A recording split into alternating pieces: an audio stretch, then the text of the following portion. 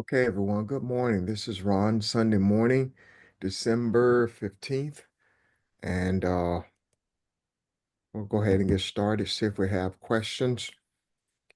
On yesterday, we had a very good discussion that was driven by two questions that Pastor had asked the previous day. What do you believe in and who are you? And that took us in several directions uh, several things were discussed, but primarily that's what it did. It gave us an opportunity to search self and look at ourselves and see who we are, why we're here, uh, what do we hope to gain from this? What have we gained from it as individuals, collectively? Uh, Even how this affects our meditations and looking at the environment that is around us. All of that came into play or comes into play as we contemplate that question. So uh, we had a couple of questions on the floor we haven't forgotten, but wanted to start today with a question that if she's on, Kathy had that from our discussion yesterday, and see if she doesn't mind Good asking a morning. question. Good morning, Kathy. Yes, How are I'm doing well. I hope everyone else is too. I wasn't on yesterday, but I did listen to the recording, and I had a question, and I hope I say it correctly.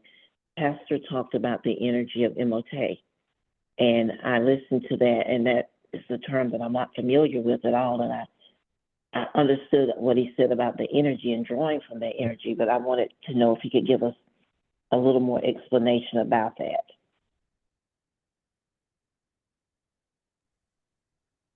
Yes.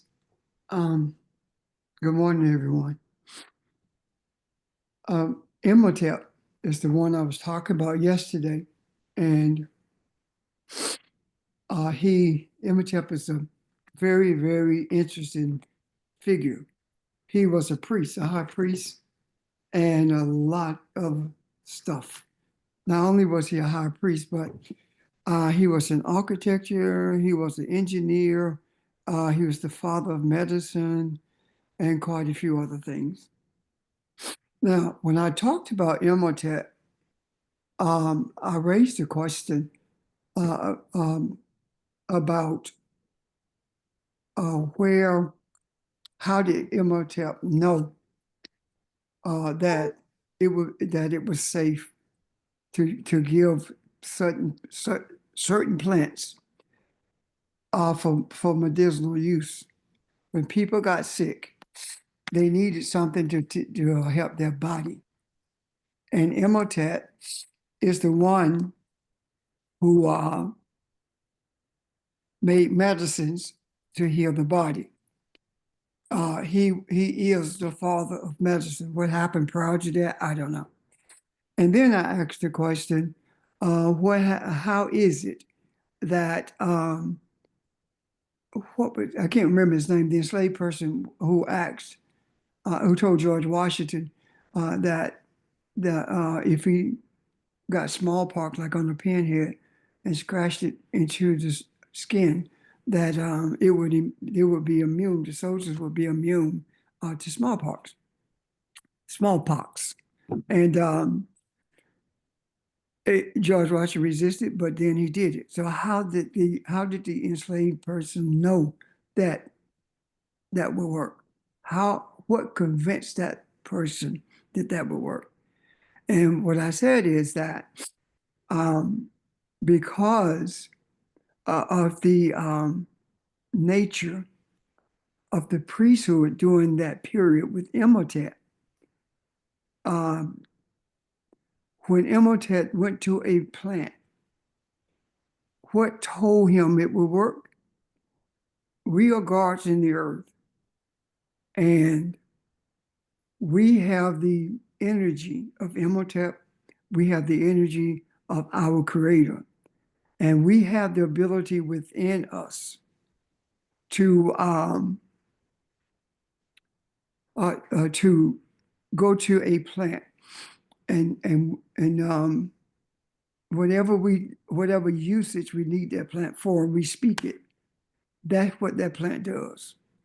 There are those who get this mixed up with speaking things into existence. You don't speak things into existence because what we've been taught is if you want my car, you can lay your hands on it and say, I want this, a car like this or that's something like that. But anyway, this is totally different than that. What I'm talking about at this juncture is the ability to know the ability to name things, to put energy into plants or whatever you desire to do, because you know who you are. There are no doubts in your mind that you know who you are, because your mind is submissive to you, not to what it sees with its eyes. We live in an age now where we have lived with distractions for so long until it is virtually, not totally, but virtually impossible for us to get to that state where that we totally influence the mind as opposed to those things from without. And that came as a result of continuous indoctrination for centuries. Now, if we look at the Kemetic understanding of creation, what we see is we see noon, we see Netta and noon. Noon is no different than the water that covered the deep. Noon is the place of wisdom. Noon is the beginning of everything that was brought into existence. And noon is the energy for everything that was brought into existence. And when the scripture says, beginning created Elohim, beginning is the womb. The beginning is the womb of everything that was brought into existence. Because the noon in this instance becomes the womb, and the darkness that covered the deep is brought into existence by God, by the one who began and created. And beginning brought into existence, excuse me, noon, patah, which means that beginning brought into existence Elohim. And that is energy. That is not a person who looks like you or me. There's not a person who has phalanges or who has a head and eyes like ours. This is energy. This is energy, Patah's energy at rest. And when this energy at rest begins to move, what happened? It says that, and the spirit hovered over the deep, meaning that the spirit was hovering over the deep. It was energy at rest. And when in the creation in the Bible, when God began to speak, well, in the understanding of Kemetic, it calls it Atum, which is the voice, the word that was brought into existence. And we talk about the word of God. We talk about how God spoke everything into existence. That is, the energy was formed by Atum, which is Adam. Everything in this earth came from an atom, Atom, not Adam, Atom. Everything came from an atom. And because everything came from an atom, it is said that it was spoken into existence because the characteristics and the voice of Elohim is the energy that covered the deep. And that energy was utilized for the express purpose of bringing everything into existence. That same energy that brought everything into existence is within us today. That's who we are actually. We are the energy that was brought into existence for the purpose of living in a body in this earth. And it is this is so deeply ingrained in us until we never really lost our connection to it, because we have ancestors who spoke to people who, I'm sorry, we have ancestors who we were living when we were living, when we were growing up, who were able to speak to the ancestors, and they knew things were going to happen. Like they knew a death in the community took place before someone told them. They knew, they talked about angelic beings in the uh, uh, Ah. when it's in the cotton field. They spoke of all of these things. So what I'm saying is that that same energy is present with us today. And if I can give you an example of what I'm talking about, touch your black skin. The skin that you are touching today is the same skin that the first person on earth had. There is no change in that skin. You are touching your ancestor, the first ancestor. That's who you are touching. If that is true, and it is because of the nature of the melanin that was brought into earth at that time, then that apply that same principle to the energy that showed men in this earth that they are gods. That men, when I say men, I'm talking about mankind. The African knew that it had the ability to create. The last thing I want to say before I stop and see if there are questions, see if I answer Kathy's question is this. That same energy that Imhotep had is the same energy that we have now. So why do I say that? How is it that everything that was invented by the African? Henry Ford did not invent the first car.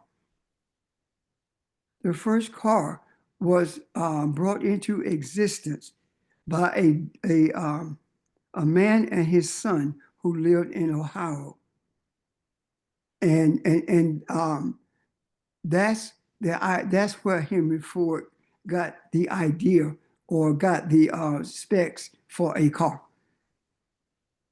I talked to you yesterday about the airplane and the Wright brothers, same principle there. The freezers and the trucks that transport meat, African. You can't name anything that we did not bring into existence. Why do I share that? Because the same energy that showed Imhotep that he was able to determine what would be a plant would be used for in terms of healing people, medicinal purposes. We have within us that same, or we are that same energy. We just are not in a place spiritually or mentally where we are able to utilize that energy because of the number of distractions that we have experienced. Questions or comments?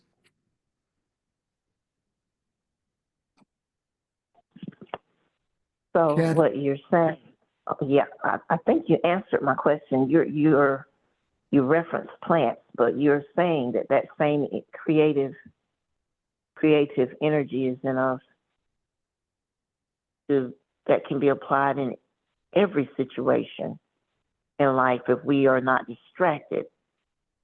And I'm trying to think of an example to see if I'm saying it the right way. I can't think of one right now, but you're basically saying that this creative energy is who we are, and we are, even if something has been assigned a particular characteristic, and it is not the correct characteristic, or even if it has been the characteristic, we have the ability to change the characteristic of that thing. Is that what I'm What, hearing you say? what I'm, let's put it this way. Let's say that peppermint, um, the priesthood said that peppermint will heal your headache, right? Once that's done, that's what peppermint going to do. You can't change that now because that's what it does. It's been assigned what it does.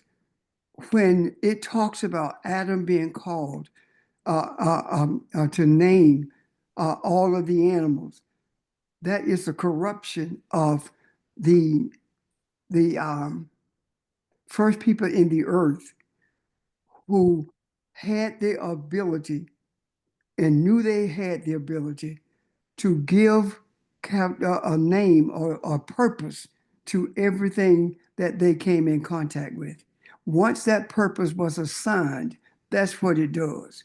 No different than someone with smallpox, uh, knowing that if they take a speck of that smallpox and scratch it into your skin, you will be immune.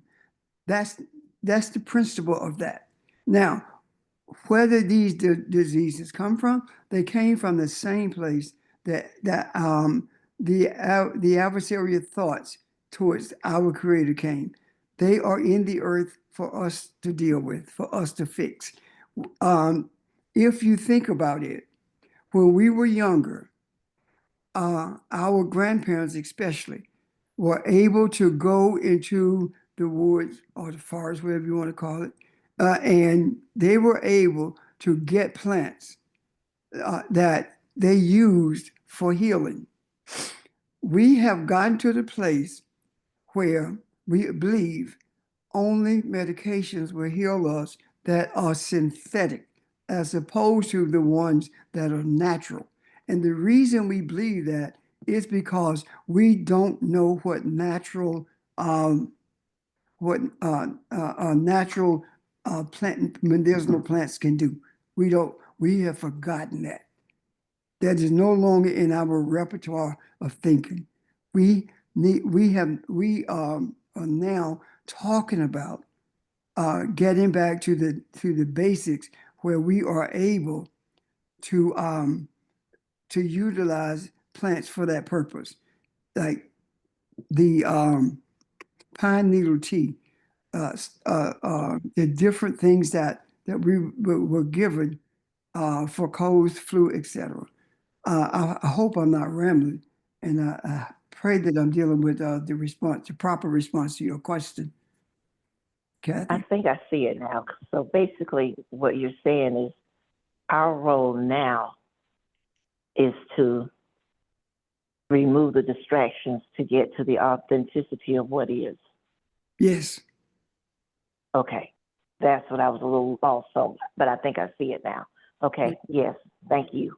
But the first thing I have a that you have to see is who you are. Go ahead, Bob. I have a comment to Kathy's question as well. If you remember when at the atomic level, Kathy, I think part of your question relates to our having the energy to change a characteristic in a sense. And I hear what you said, Pastor, about purpose. And once that purpose, that energetic purpose has been established, that's what it is. At the energetic level, though, at the level of the atom, if you remember when we talked about the way that vibrations change, if you put sand on something, and depending on the sound that's created, it shifts into different variations, different shapes, different sizes, etc. At the energetic level, at the level of the atom and below, being in sync and in vibration with the universe, which is what the energy that we're talking about is, I believe it can change the physical characteristics of something, i.e., when we talk about a Trump energy and we talk about the inauguration and changing the energy of that inauguration, I believe that we have that influence to do that, operating from the energetic level of who we are, that we can change the shape of what manifests physically, in a sense. So I guess I'm saying the same thing as you said, Pastor, but I'm also saying that a character which has been misaligned, which has been used outside of its normal purpose, our basic purpose is to be kind, to be generous, to be loving, and it has been it has been changed to something totally different. That we do have that power and that energy to change that according to what its original intent was, and so using the vibration of the universe and our energy, we can change the character, not the character that you're talking about, Pastor, the basic character, but that which has manifested itself physically as something that's totally different from its original character. And I know I'm rambling, so I'll stop right here and see what the questions are. And if I No, you're not rambling. That makes sense to me. That was where I was getting tripped up, because I wanted to understand what it looks like now. What are we doing with it now? And understanding from a point of understanding who we are. And that example is a perfect example, because what I'm seeing now, if I'm seeing it correctly, and correct me if I'm wrong, anything that is not acting or being utilized or performing from anything that is out of order in the sense of having been moved away from its original intent, if we put those things in the category of distractions, and now what we are doing is dealing with the distractions and changing the distractions back to their original intent, no matter what that may be, then is that when we are tapping into that energy that we're discussing? Am I seeing that the right way? That's when we become aware of that energy. See, Okay, that's a better word. Okay. It's a difference in characteristics of a plant and characteristic of the spiritual nature.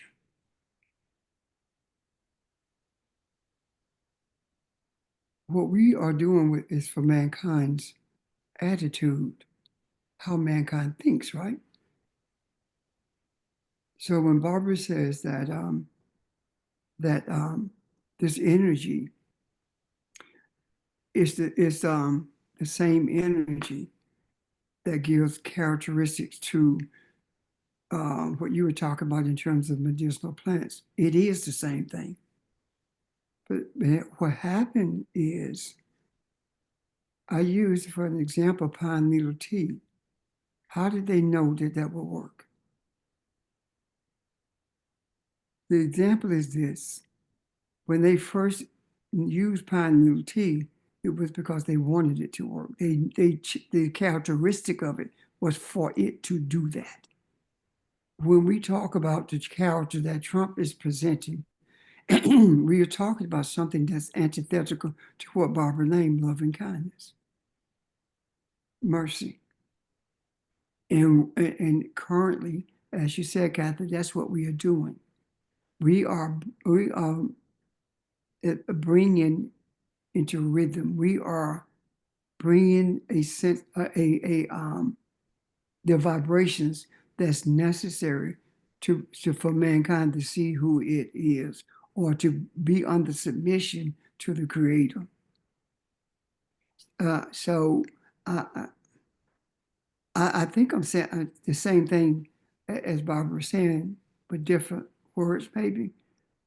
So that energy this is the thing, the energy doesn't change. What changes is how energy is used. Does that make sense? Barbara Yes. Jean? Hello? Oh, yeah, Pastor. I mean, we are in tandem, I think. Okay. I mean, I'm with you. Okay, that's the key right there.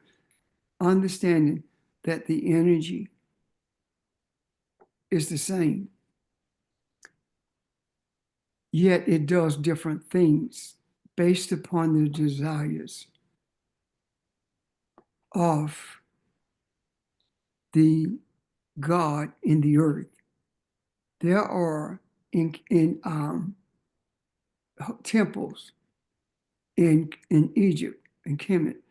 In those temples, there are drawings of light bulbs. There is every indication that the Kemetans were very much aware of of how to use energy to give light in the darkness. Right now, we're using the internet. If you go down that rabbit hole about the internet, what you're going to find is that there was a 16-year-old Nigerian who brought into existence the internet. He didn't call it that, but that's what he brought into existence, and America stole it. 16 years old. There is a young man right now in Nigeria who has brought into existence an energy force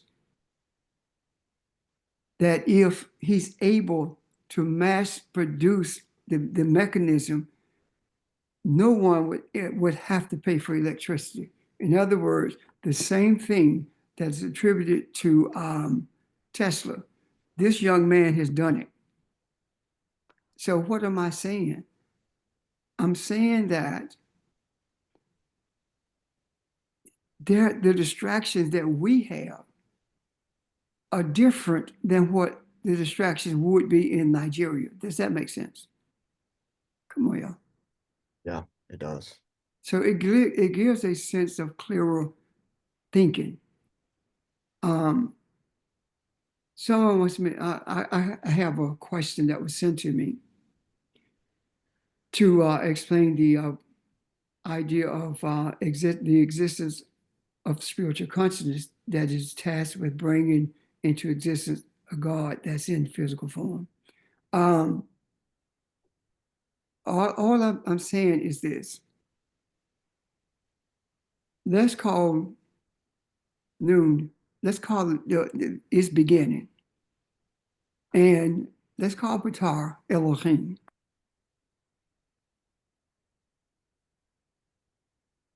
Beginning is energy, is swirling energy. And it, at the behest of Ein Sof, the light of all lights, brought into existence that swirling energy, out of which came Elohim, which is energy also. It is not physical at all, it's energy. And is spirit. And that energy, that spirit, was what was utilized by who we call Elohim or Atum, the voice of Elohim, Atum, the atom. That energy was the foundation of forming everything that exists. And that energy that formed everything that exists, what it did in essence is arrange atoms and brought them close enough, or they made them dense enough so that physical existence could exist. And the the energy or the atoms that are dense, that causes the existence of physical objects, including the body, is held in its place as long as the energy, the spirit, is within the boundaries of it. So what it actually has done, it has taken the minerals from the earth and made them dense enough for a body to be brought into existence. And that gives life to Elohim, to God, in such a way that it can be seen with natural eyes. We, with our appendages, are able to construct things, but we cannot construct anything that we do not see with our eye. When you are, a chair, if you want to design a chair, the design for that chair is seen by your eye before your eyes can see it.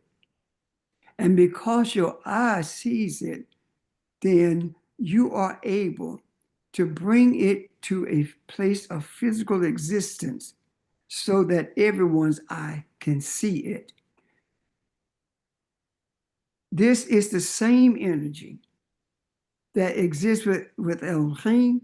This is the same energy that existed in the place that was called the place of darkness. And the energy of light came also from the same place. So light is understanding, wisdom is dark. So out of the darkness came the understanding, so that you were able to see with your eye what you wanted to call a chair. And you built that chair out of materials that also has a base existence of atoms. They're compacted, they're dense atoms. And that's what was used from the tree to build the chair. And I'm trying to simplify it, and I'm trying to be clear about it, but I don't think I am. So if you could help me, please do it.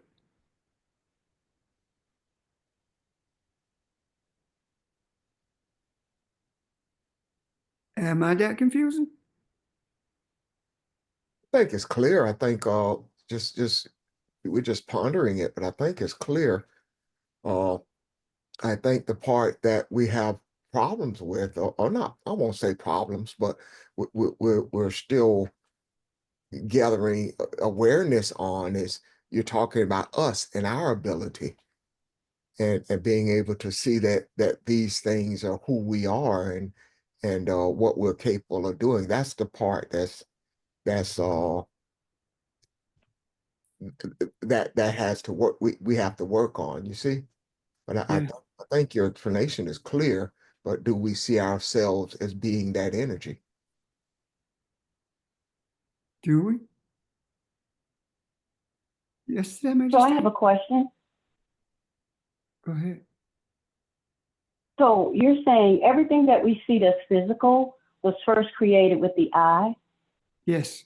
First it was a thought, and then it was the eye, and we saw it through the eye, or with the eye. No, I said through the eye. And yeah, that's it basically. Everything we see physical in this physical realm was first done through the eye, was first seen through the eye and not the eyes. Yes. That's all. That's what I'm saying. Okay. And Thank you. then it was spoken? Huh? It And was then spoken, it was spoken? not verbally like we are speaking. When you hear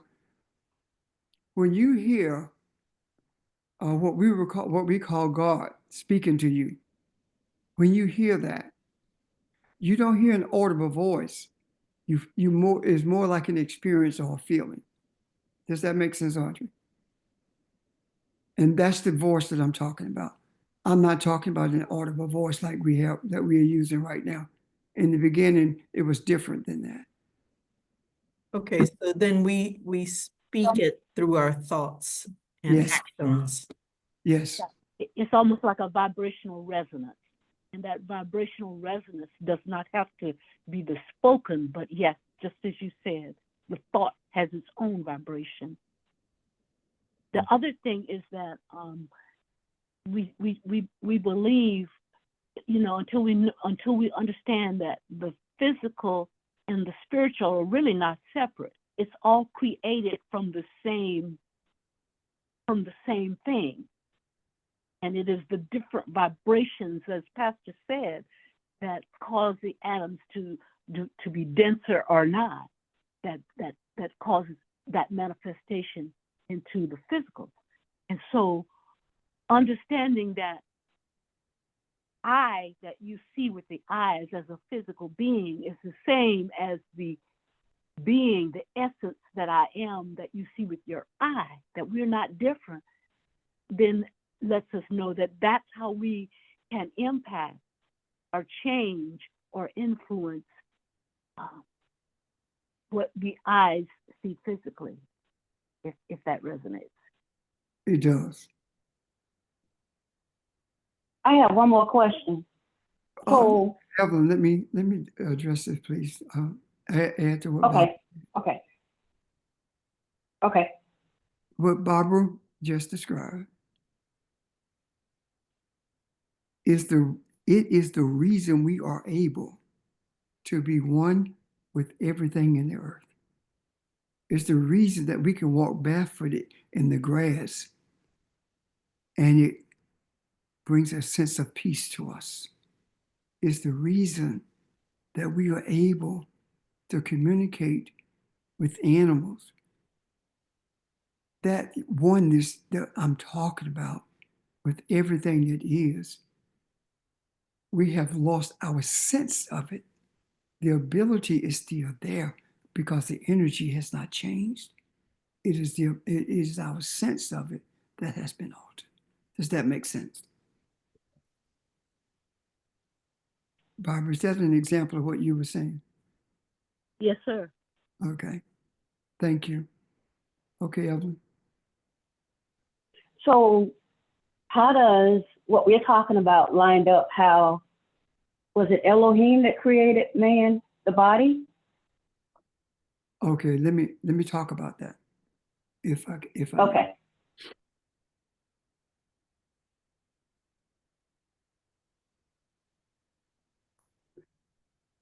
It is said that man was brought into existence from the mud of the waters of Noon. Am I right with that, George? Yes, you are. And I'll expound on that in a minute after you're done. Okay. Well, go ahead, George. Okay. Well, what I wanted to mention is that, we talked about the waters of the Nun. And what is important is that is when we look at the Shabaka stone and it speaks about and again, I'm just going to run a little bit in terms of just how my mind is flowing. What we're speaking about in terms of the Shabaka stone is based on 4 parts of the stone in terms of its geography, its history. It speaks about the 3 philosophies of the primate of essences, which is that aspect of the Nun, Ptah, and Atum. Now, in that aspect of the waters, and when I was hearing Barbara speak about it earlier, she was talking about the vibration, the frequency, and we were talking about the water. And so if everything came out of the Nun, I look at it as Ein Sof, I look at it as everything, being in that matter being in that plasma, being in that substance. That's how nature was our first teacher in terms of looking at it in terms of Imhotep.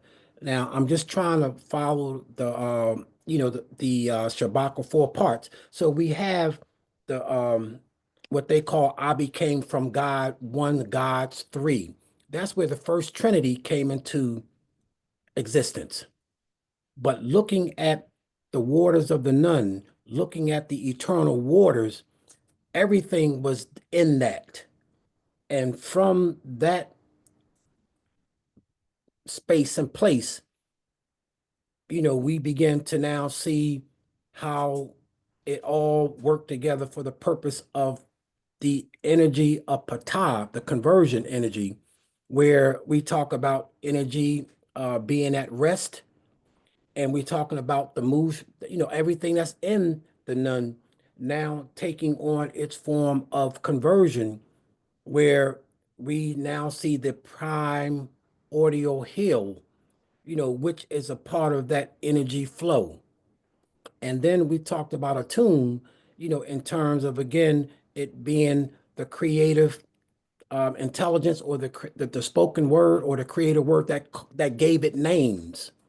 But what I wanted to try to do was, again, just go back to the eternal waters, because this is where, again, we can appreciate what we call the wavicles, or we call the vibration.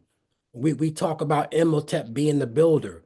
I think in the Shabaka stone, it talks about Narmer Menefed Menes, who was the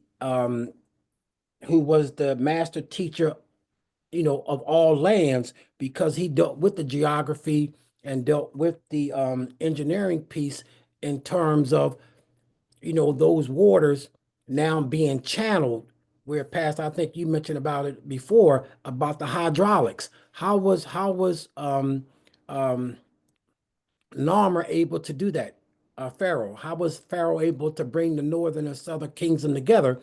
But it was the spirit of his essence, in terms of him being in harmony with nature, being in harmony, spiritually, where he was able to do those things just as Imhotep did, but it's all in that matter. So when I'm trying to, just basically say that we have the Shabaka stone, and at the same time, the philosophy of primate of essences, the essences of pre-existing order, and the essences of order and arrangement. So, Pastor, I mean, all of these things are being said, but I'm just trying to, in my mind, look at it in terms of us just being able to grasp that this is what we are now talking about. But I think it all, for me, resonates when we talk about the water. And I know we've been speaking about that. And I think that water is so essential, because we talked about the symbiotic fluid. We talked about the panspermia. We talked about certain things, that's related to water. And so I think that's where our beginning, as you had mentioned earlier, starts in that matter, in that substance, um, in that energy.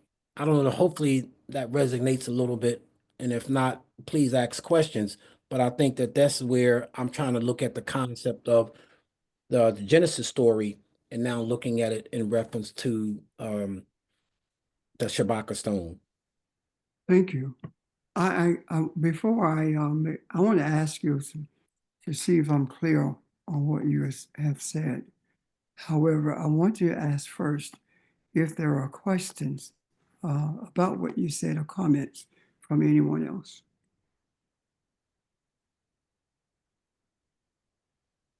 He said a lot, but you going to answer my question? I mean, what he said was very informative, but Um, are you all going of, to answer my question? all of that is a response to that question, but let me see if I got it right, okay?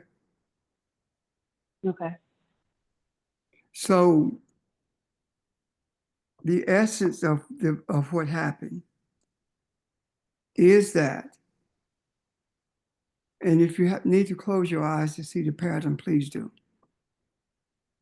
is that Ein Sof brought this everything into existence, inclusive of Elohim that we call Noon. Okay, the universe is what we call a Noon, rather. That universe, the universe, has in it everything that's in our bodies, has in it everything that exists on this earth. So when we talk about the waters of Noon, or we talk about the water over which the Spirit hovered, we are talking about the universe. And the reason we call it plasma is because the universe it has everything in it to be molded into everything that exists. And if you look at the universe, what you will see in the universe is the every element that's on earth plus more elements that are unknown to us. That is the waters. That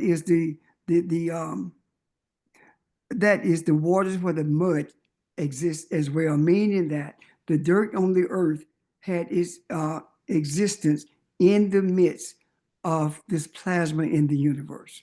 Are you with me so far? Yes. Anyone? Are you with me?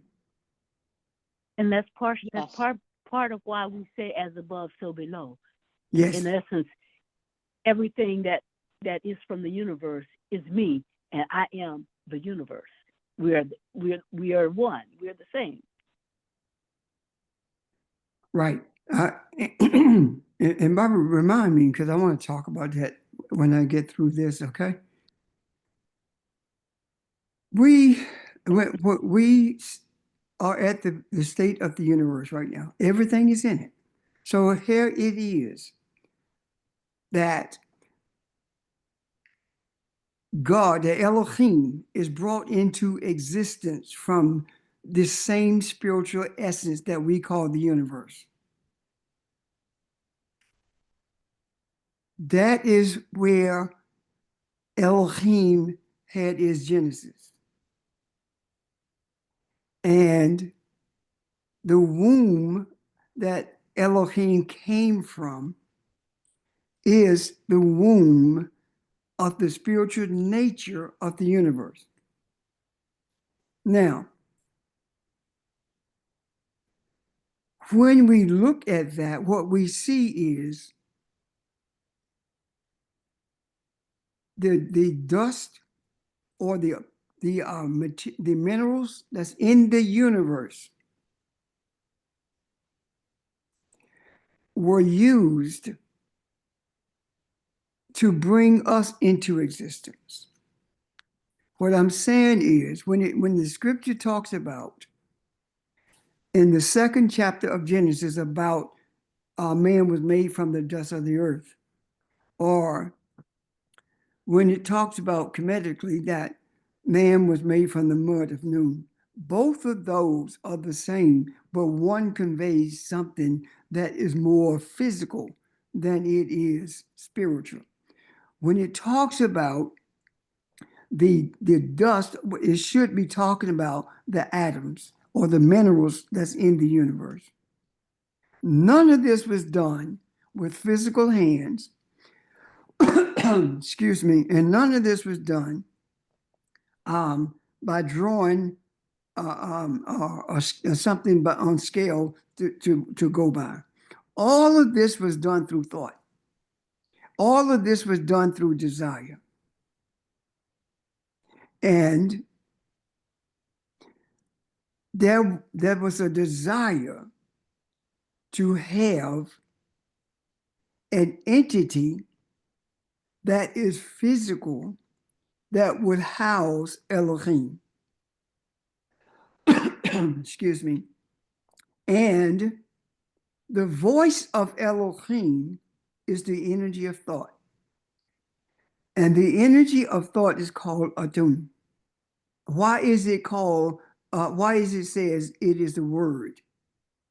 It says that it is the word because these atoms form the characteristics of everything that came into existence, not because someone molded them with their hands, but because the thought of them that was generated in Ein Sof was brought into the waters as well, or the universe. So those energetic thoughts in the universe begin to form what we call material things, what we call what is it? Physical things. These things, the physicality of the essence of who we call man, is simply a dense form of atoms, just as everything else is on the planet. And these atoms did not lose their characteristics of spirituality at all. So when Imhotep or Menez performed had the architectural structures in mind about what they wanted to construct, this was the energy of thought in the universe. This was the vibrations of the universe that Imhotep was one with. Am I making sense so far? Yes, I mean, yes. Am I making sense to anybody else? Yes, yes. Yes. And Yes. I'm trying not to be complicated. So Imhotep was one with those thoughts in the universe. And Imhotep's existence came from the thought, the desire to bring atoms to a place where that would be a being who could be one with the universe and at the same time be aware of its surroundings in a physical material way, meaning the trees, the grass, etc. That's where we are right now. We are one with the universe, but we have been indoctrinated to the extent that we are one with the earth because of what we see with our eyes. This was done on purpose. In order for us to be Elohim or to be Ptah, or Tum, in order for us to be Elohim, we must be aware of who we really are. As long as we see ourselves as mere men, as long as we see ourselves as being physical, we will never know who we are. No matter how much you say it, you won't know. You won't be intimate with your existence. And to be intimate with your existence is to have the experience of being one with the universe, one with the thoughts and the energy of the universe, one with the vibration of the universe.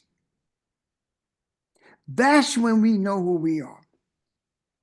That's when we are able to bring into existence an environment of righteousness for humanity.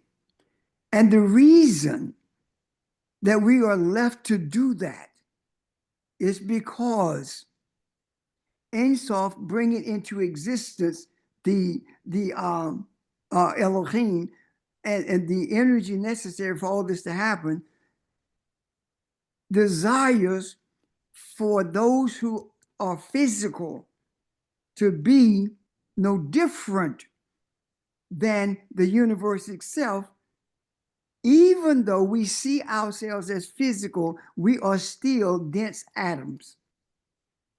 We are one with the universe.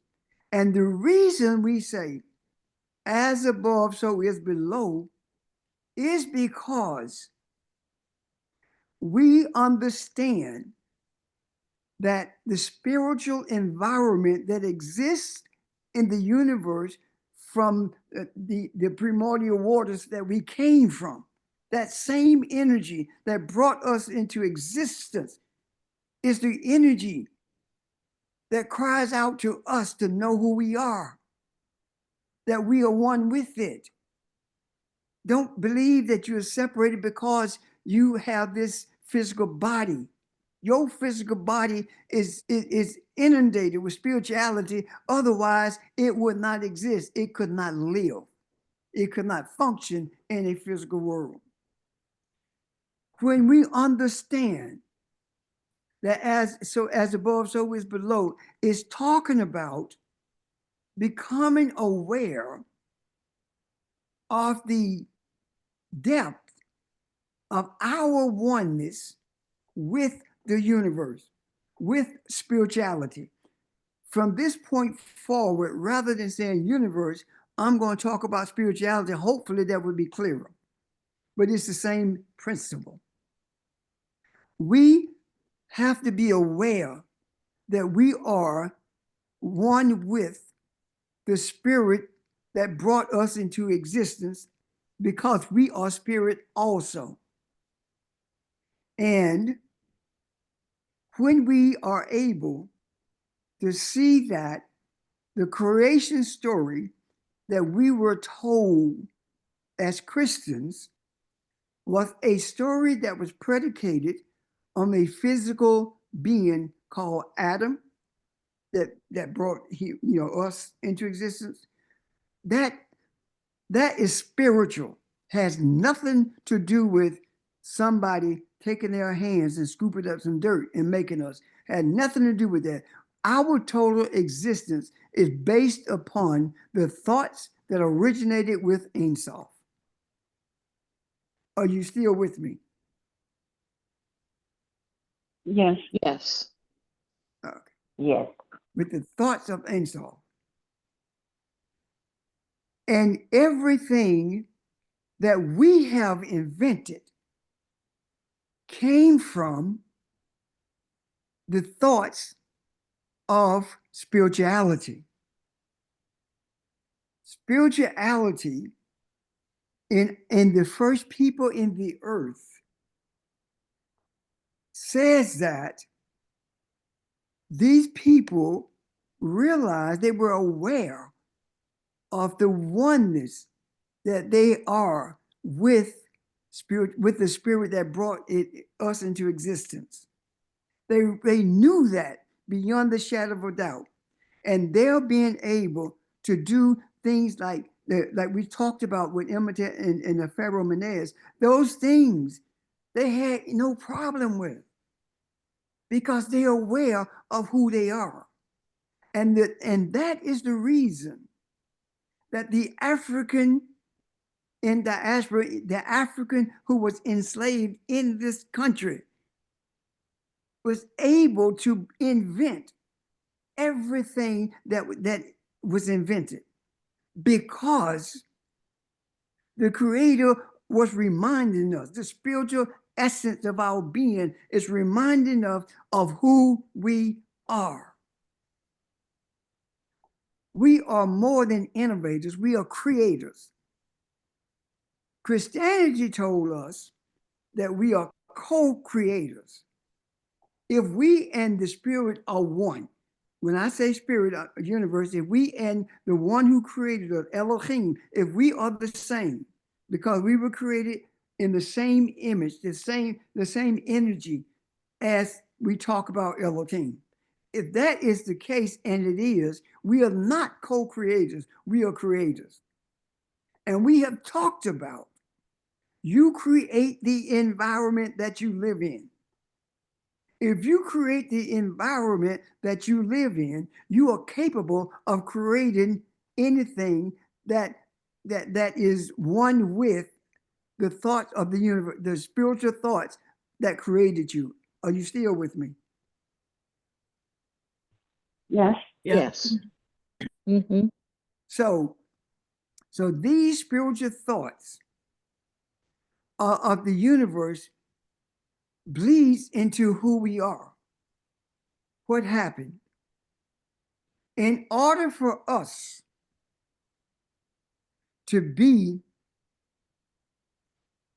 who we were created to be, a dense form of spirit in the earth.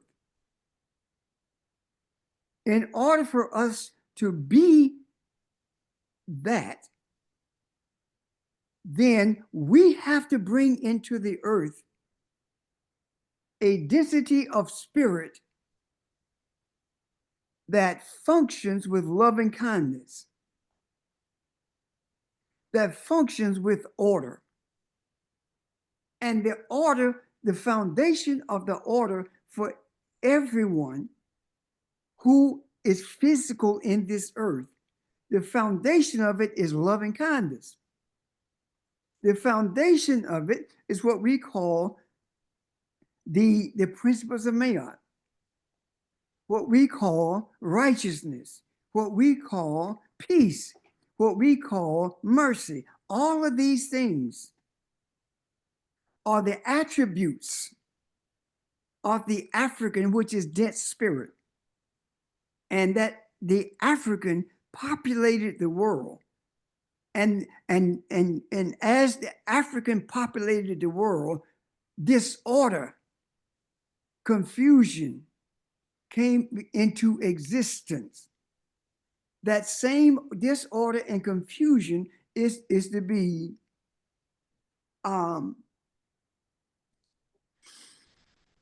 corralled by us, so that that energy can be brought to a place of order, a place of loving kindness. It has to filter through us. And what I mean by filtering through us, we are in the belly of a colony of unrighteousness. When I say a colony, I'm talking about America. This is a European colony. We are in the belly of that colony. We are different than any other African in the diaspora. None of them are like us. We came from the highest level of priesthood when we were brought into this country, or this colony. We survived. We survived ordeals that no human should have been able to survive. And the reason we survived them is because we are not just human. We are more than human. And because of that, we cannot hate the children that we birth. We cannot dislike the personality that we brought into existence. European thought, and hear me well, I don't care what your skin looks like.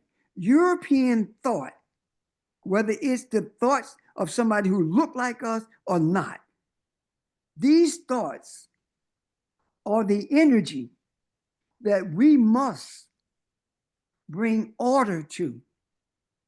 See,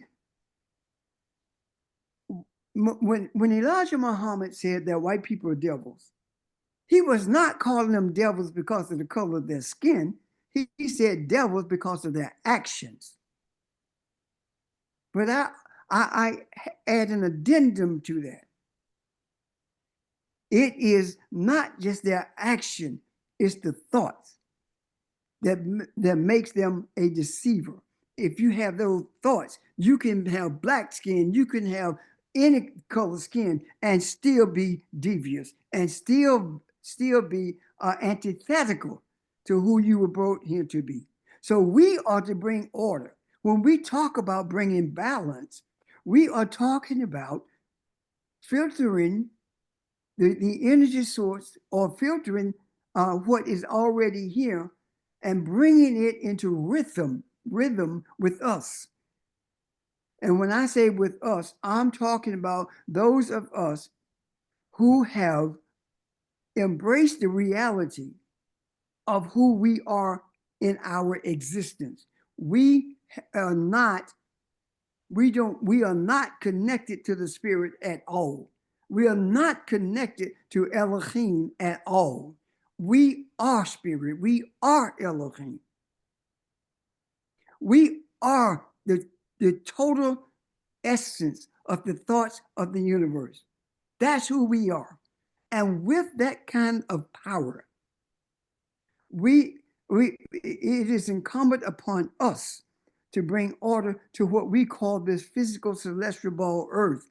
We are tasked with bringing to order the totality of humanity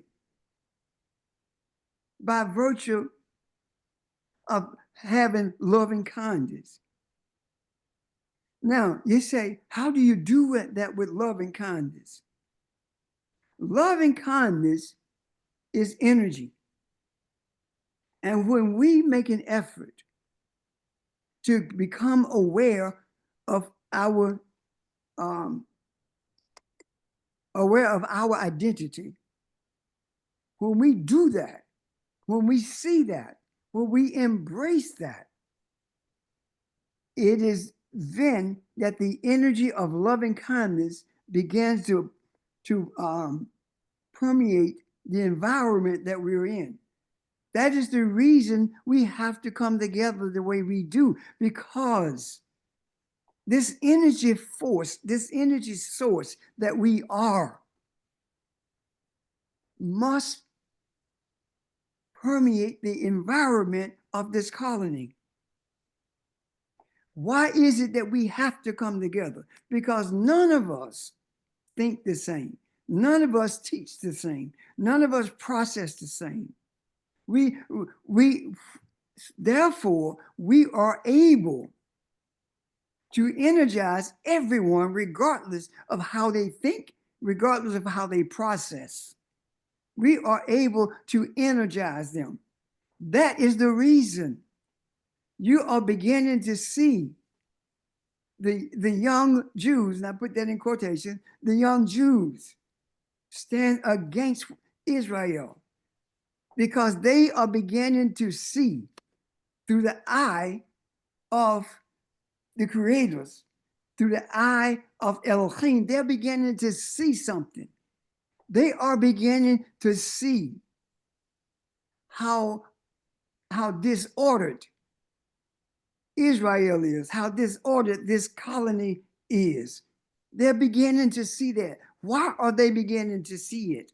Because we are talking about it verbally, but every word that flows from our lips is energy. And that is why we have to be cautious of what we say and how we say it. Because whatever comes out of our mouth has energy. And if what comes out of our mouth is antithetical to who we are, then we are fooling ourselves about being aware of our unicity with the universe. Does that make sense? Yes. It does. I'm done. Any questions? Comments? I need to hear from you. Seriously, this is one time. Normally, I will, like, yeah, you're contemplating, but this is one time I need to hear from you. One way or the other, through text, through your voice now, however. Why? Because yes, you may be contemplating, but the question is, did it resonate? It did. Yes. It most certainly Yes, sir. resonated. Yes, it resonated. I think what I'm hearing you say is basically what I was reading on what's sort of encapsulated on the Shabaka stone. And it says something to the effect that sight, hearing, and breathing comes together in the heart, and out of the heart, everything then flows. So you're saying that if you're saying that if we see with our eye, we hear with our ear, and then we meditate on it in the spiritual sense, then out of that will come what we desire. And then that also works on the physical level. What we see with our eyes and hear through with our hearing, and then we either meditate on it and act on it, then that brings forth our desire. Yes. So Go ahead, I'm sorry. So that's kind of as above, so below in the spiritual sense and on the physical sense. Anyway, that's what I'm hearing. That's what I'm getting. That's what I'm trying to say. As above, so is below. Influences the whole environment of this colony. We cannot be spiritual on the phone and be mere men off or on this our connection, this session. We cannot be spiritual here and function with our eyes when we are not here. We can't do that. So I have a question. that I'm happens, sorry. I yield. Thank you. When that happens, we are not being true to ourselves. We are lying to ourselves. So which one is the lie? Is it the lie when you say that you know who you are, or is it the lie when you are functioning based upon what your eyes see? Which one is the lie to you? Because you're lying to yourself. And you are the only one who can answer that. And the deeper we get into the spiritual understanding, the more is going to happen to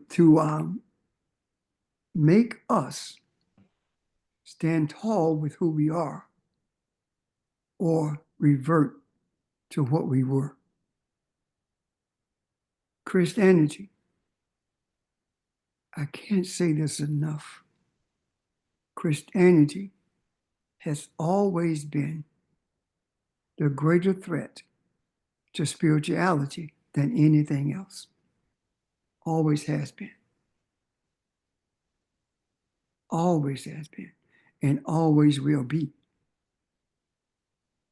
We have to have a deep-seated desire to be cleansed of the principles of Christianity so we could function with the principles that we were created to be. Not to read, but the principles that we were created to be. Do you see the difference? Yeah. These principles of man, we are those. Evelyn? So what Audrey just described was, and you tell me if I'm wrong, I know you will, that when Jesus said, I do as I see my Father do, or I don't know if I'm saying it right. I'm not a scripture quoter, but is that not the same thing when he say, I do Okay. what my Father say do? Yeah, You know what I'm talking about? I do. Let me preempt the answer, okay? Okay.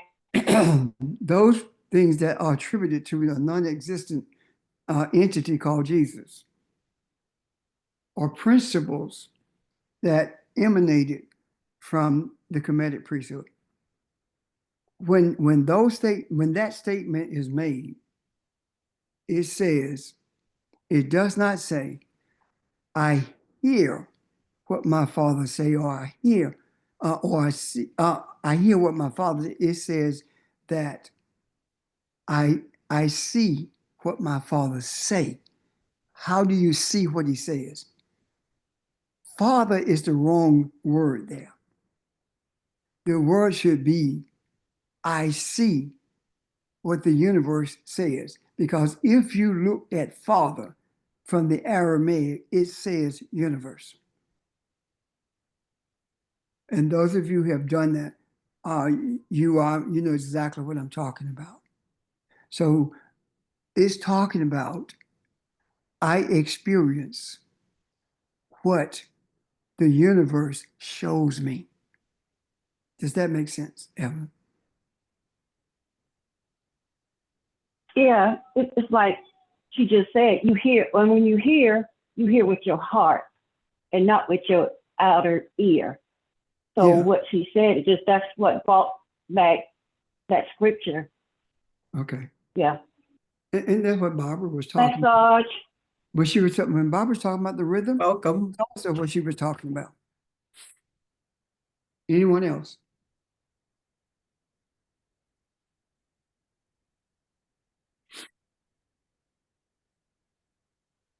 I want to see if there is anyone on this phone. I keep saying phone. Anyone in this session, excuse me, who is not clear. I want you to send a message to me or call me or send a message to Ron or send a message to anybody, any of the teachers who you have, whose phone numbers you have. Why do I say that?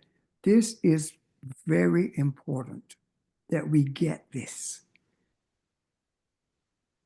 The Creator, the Creator is doing something with us now. The Creator is saying, it's imperative that you know who you are. If you are vacillating, if you're playing games, you're worthless. Did you hear me? You're worthless. Why are you worthless? Because the Creator is saying, I'm showing you everything about who you are before this inauguration, because humanity is going to suffer if you don't know who the hell you are. That's what I'm saying. If you allow somebody else to influence who you are, if you are not sure, humanity needs you to be sure.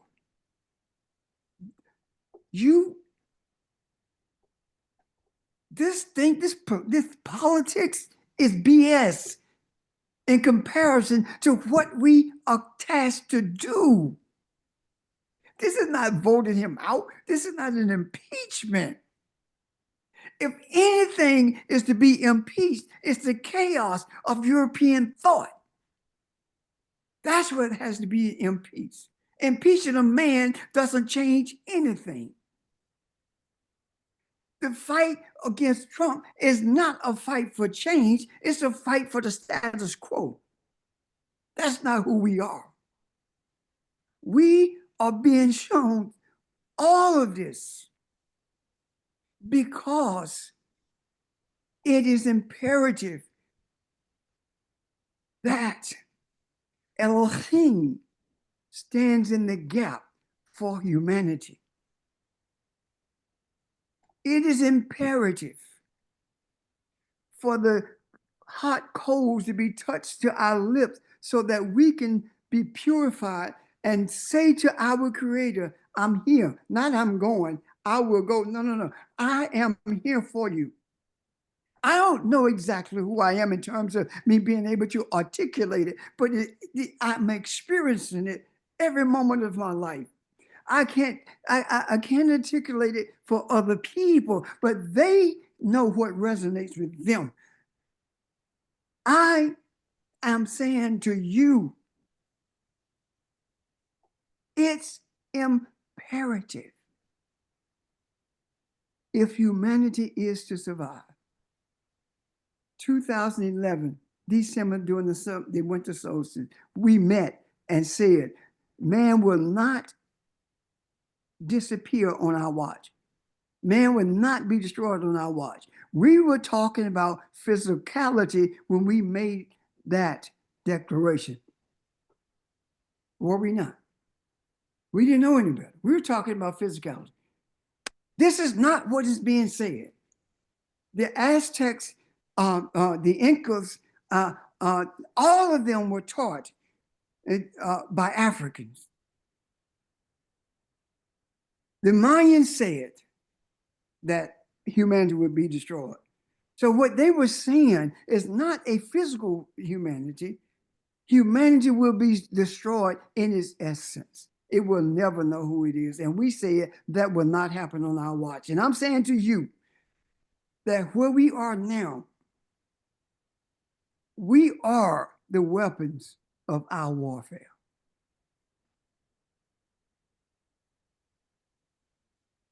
We are the weapons of our warfare. And the weapons of our warfare has nothing to do with the shedding of blood by us. Will there be blood shedded? Probably, but not by us. The weapons of our warfare changes hearts.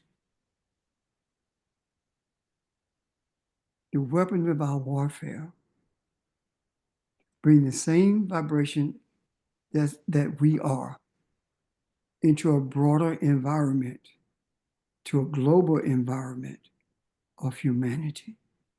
This colony's tentacles control the entire world. And we are here.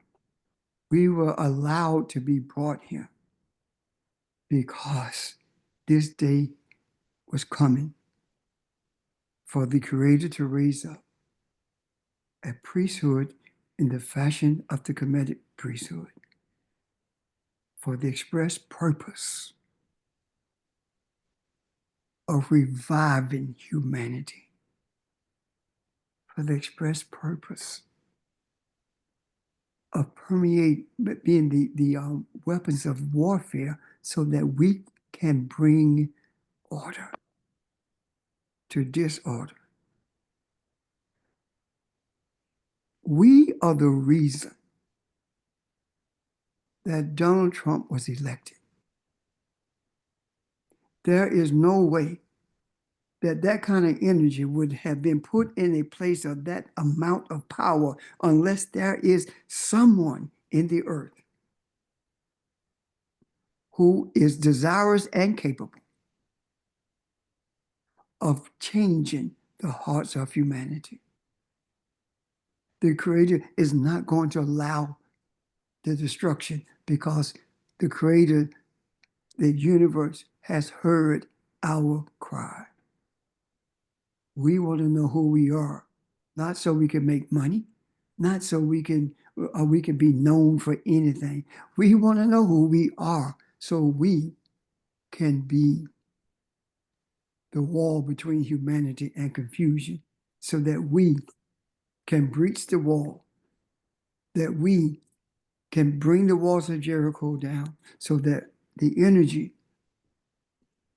the source of the energy needed in the earth comes from us. I'm done unless there are questions or comments. So who told you that you were naked? Yes. And who Yes. told you that you were uncovered, that I was not your covering? Who told you that you were separate from me? Who told you that? I never told you that. You have always been and always will be me because I am you. That is the weapon. Know that I am you and you are me. It is not physical. Oh my God. Thank you. That resonates deeply with me. Thank you. I've heard you talk about, raise those questions before, but not like this. The experience this time is totally different than what it has been. And my desire for each of you is that you heard what was said, not with your ears, not with your ears, but with your heart.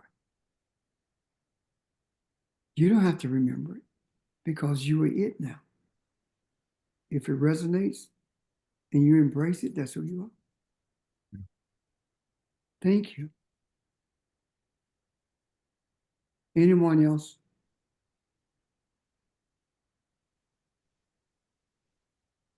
I just Well- want to thank everybody. This has been an awakening for me. Each time I listen, sometimes I know you wonder what is going on. She's just listening, but you have to understand, from my perspective, I'm like a baby. And I'm separating because of you, because of all of you. I'm separating the myth from the truth. And sometimes it's overwhelming because you all have been on this journey all the time. But for me, sometimes it's just so overwhelming that I feel like I'm in the sea, but I'm not drowning. I'm being lifted up. So the knowledge and the experience that you're sharing with me is opening up a whole new world for me. And it explains my unease my entire life with what I've been taught, with what I've been told, with even with people who were well-intentioned, what they were sharing with me. And so I told you before, I feel a kinship, and I appreciate the fact that you accept me and allow me to participate, and that you have embraced me basically. But that's what we do as a people. That's who we are as a people. And this has just been the most wonderful experience of my life. You all don't know, my daughter went in the hospital for a simple surgery, which resulted in her having not one but two bacteria, which almost killed her. And throughout this whole experience, because of what I have learned from you, it has just made me stronger. It's helped me deal with numerous challenges that I've encountered most recently over the last 3 months. And I just have to let you know how much I deeply appreciate you, and will continue to appreciate you. And just know that sometimes when I'm silent, it's just because I'm processing, I'm separating, but all the while I can feel you elevating my consciousness. And so just know that I appreciate you. Thank you. And we appreciate you as well, Ashe.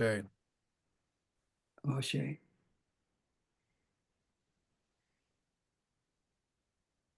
Ron?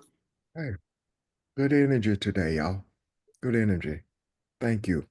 Lot said. Go back and listen to the video if you need to, okay? And we will pick up tomorrow at 6 p.m. Have a great day, everyone. Have a great day, and thanks again. Your Thank thoughts, you. your energy. Thank you. Thank you, Cheryl. Thank you, you. everyone. Thank you, everyone.